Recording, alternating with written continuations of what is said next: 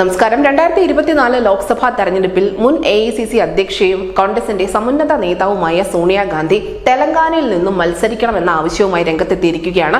തെലങ്കാനയിൽ നിന്നുള്ള കോൺഗ്രസിന്റെ നേതാക്കൾ ഇതുമായി ബന്ധപ്പെട്ട് തെലങ്കാനയിലെ കോൺഗ്രസ് രാഷ്ട്രീയകാര്യ സമിതി ഐക്യകണ്ഠേന ഒരു പ്രമേയം പാസാക്കിയിട്ടുമുണ്ട്.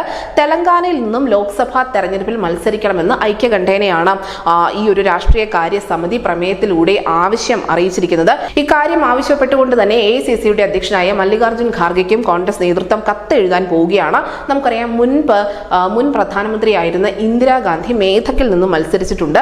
ഇത് കോൺഗ്രസിന് ഉണ്ടാക്കി കൊടുത്ത ഒരു നേട്ടം ചെറുതായിരുന്നില്ല. ഇത് തന്നെ സോണിയാഗാന്ധിയും ആവർത്തിക്കുമെന്നുള്ള ഒരു പ്രതീക്ഷയാണ് തങ്ങൾക്കുള്ളത് എന്ന് മുൻ മന്ത്രിയായ ഷബീർ അലി പറഞ്ഞിട്ടുമുണ്ട്.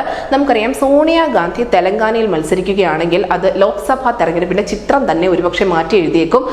ഈ ദക്ഷിണേന്ത്യയിൽ ഇതുവരെയും കാര്യമായ ഒരു നേട്ടം കൊയ്യാൻ BJPക്ക് സാധിച്ചിട്ടില്ല എന്നുള്ളത് വസ്തുതയാണ്.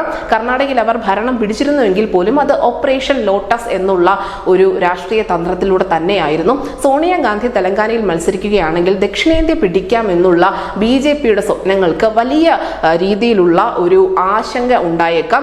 പ്രത്യേകിച്ചും അവർ ഇത്രയും കാലം സജീവ രാഷ്ട്രീയത്തിൽ നിന്നും വിട്ടു നിൽക്കുകയായിരുന്നു. ശാരീരികമായ ബുദ്ധിമുട്ടുകളൊക്കെ ഉള്ളതുകൊണ്ട് തന്നെയാണ് സോണിയാഗാന്ധി അത്തരത്തിൽ സജീവ രാഷ്ട്രീയത്തിൽ നിന്നും ഒരു ഇടവേള എടുത്തത്.